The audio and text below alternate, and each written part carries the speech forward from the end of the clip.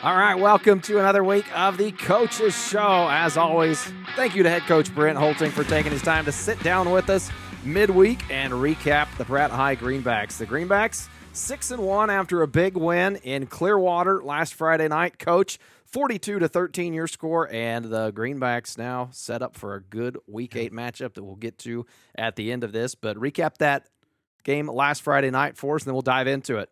I thought it all started with our defense. I mean, they were lights out. Not only, obviously the 13 was scored late in the game on our young kids.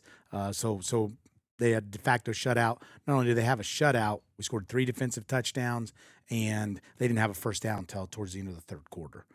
Anytime you can get 3 and outs, score on defense, and get the ball back for your offense, great things are going to happen. So thought offensively, they did some things that really confused us in terms of some stemming.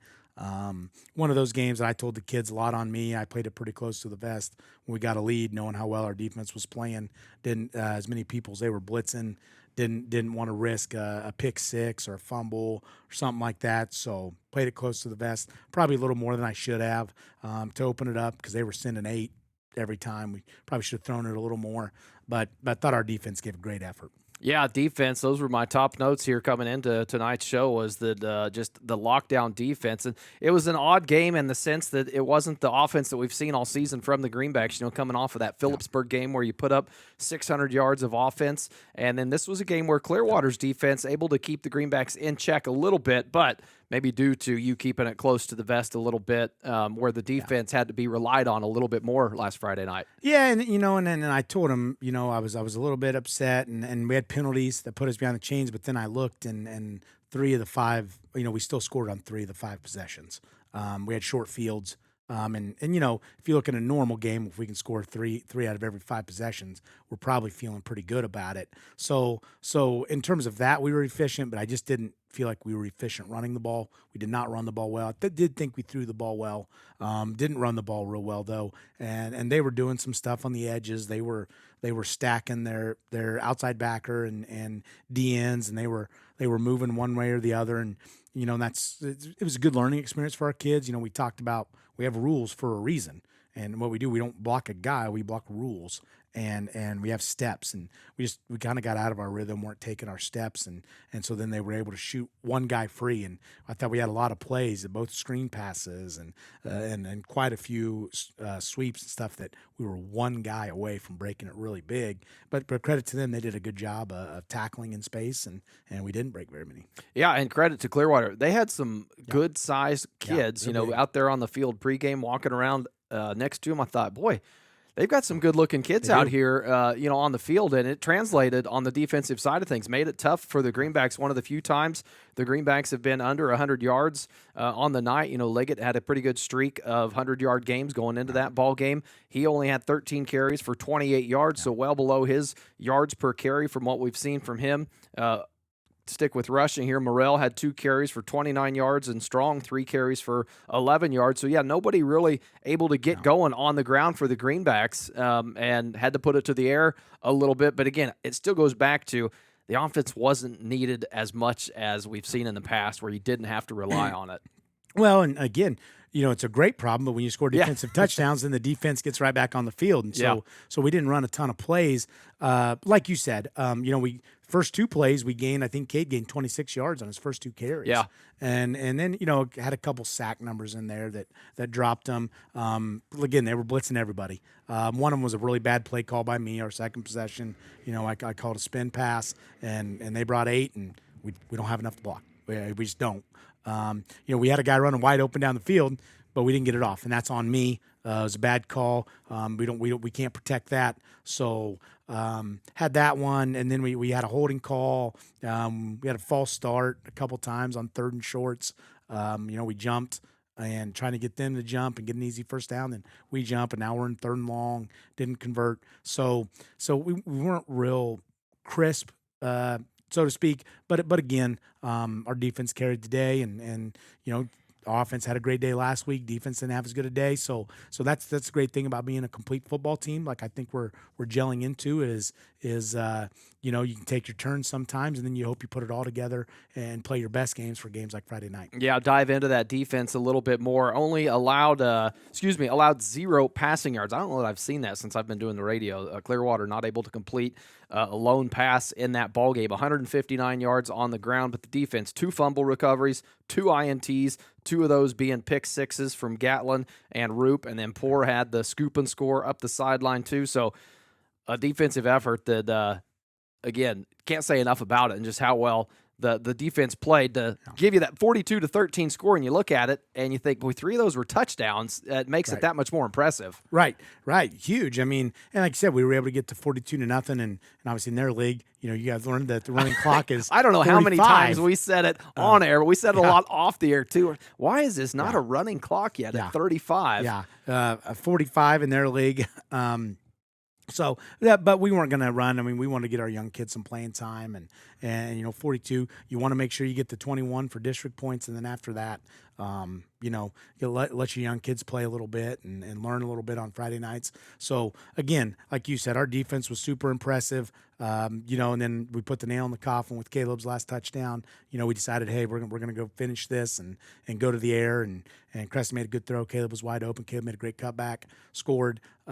So I thought the passing game was there when we needed it to be. We were pretty efficient there, and we're just excited. We're 6-1 and playing for a district title. You know, Creston, he had a couple great throws in that ball game. Had a nice slant route to Morrell on the far side, and that's a tough timing route. And put it right on Morrell's numbers. Had another one towards the end zone where Morrell coming out of a route, and Poor put it right in his hands. It's great to see Poor throwing darts at this point in the season. Yeah, and that one was, you know, I know people were probably like, man, I just had a lot of faith in Creston and Arley. They were singling him up. We were in a post corner there on that one first possession of the game. You know, we had a sack, had some issues, and we're in 4th and 15 or whatever, and ran a post corner there. Arley ran a great route, and Creston put it right on him. We were able to get inside, and I think we scored the next play. So that was a big play in the game. Allowed us to get up 7-0. If you looked at them throughout the season, they haven't allowed a ton of points all year, Clearwater, no matter who they've played. You know, they played some, you know, Wellington's been ranked most of the year, and I told you that was 18-14. And so we knew coming in that their defense was really good, their offense struggled, and it kind of played out like that. They played great defense, we played great defense, and we were able to come out on top. Now, I always like to dive into the mindset of a coach when I have you here. I know you wonder where this is going now. I like this, yeah. When you've got one side of the ball that's so dominant and another side that you see needs some improvement. Clearwater was the game a little bit where the defense was the dominant side of the ball. The offense, I'm sure, got some talking to at halftime. The game before that, it was Phillipsburg. The offense was the dominant side of the ball. In high school, it's generally at this level the same kids on both sides of the ball. It's not like your bigger size schools or at the collegiate level or the professional level where you're talking to kids who have one job. These kids, they've got 2 roles. You know, if they have such a great game defensively, and you're trying to prop them up on that, but also let them know, hey, the offense needs some work. How does that message go when you're talking to the same kid who's playing on both sides of the ball? I think it's, you know, I told him post game against Phillipsburg, I'm like, man, guys, offense is going to be fun for me to watch this week. You're not going to like defensive film with Coach Miller on Monday when we get together. And then this week after the game, it was, man, Coach Miller's going to love defensive film.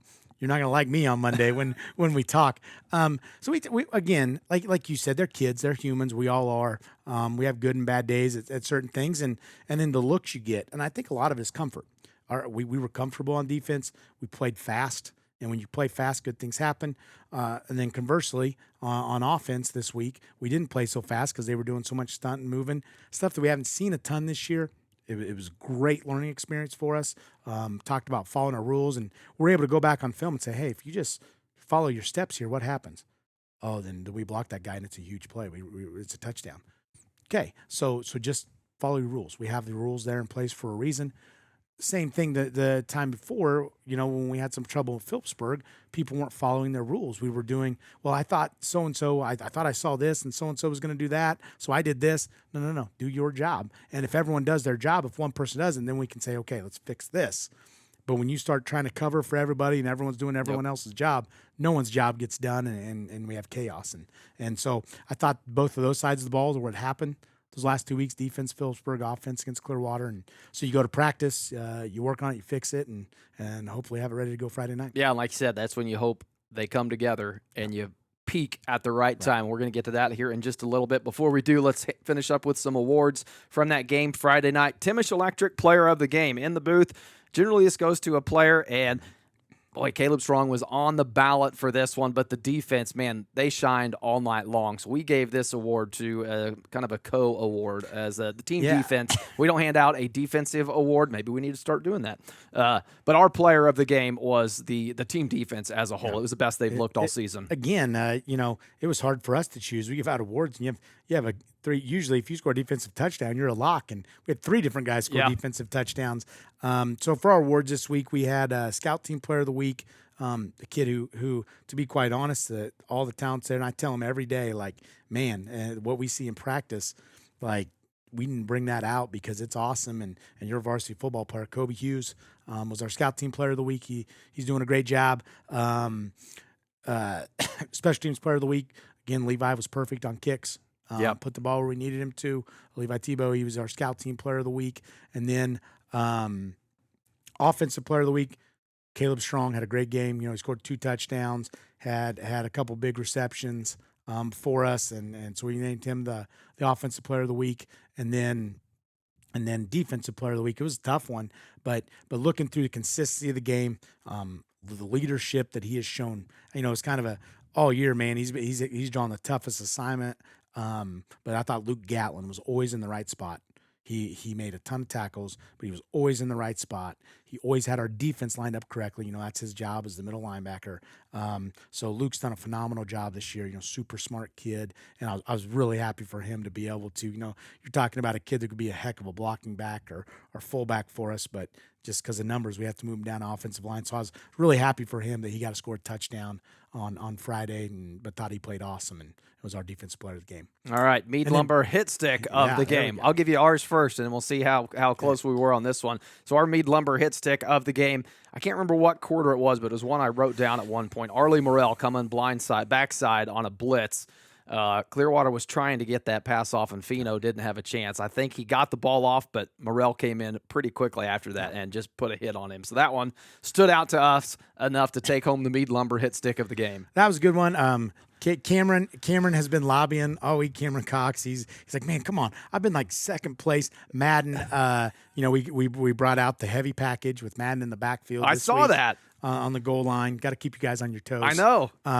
And Madden hammered their middle linebacker on the touchdown Arlie scored up the middle. He put him on his back, but thought Gavin had a couple. He had a couple, one on a hit on their running back coming on the edge, and then at the end of the half, when we told him don't let him behind you, and unfortunately we got a kid behind us, Gavin separated him from the ball, had perfect timing. I thought that hit the last play of the first half. We gave Gavin Roop our hit stick for that. It looked pretty good on tape.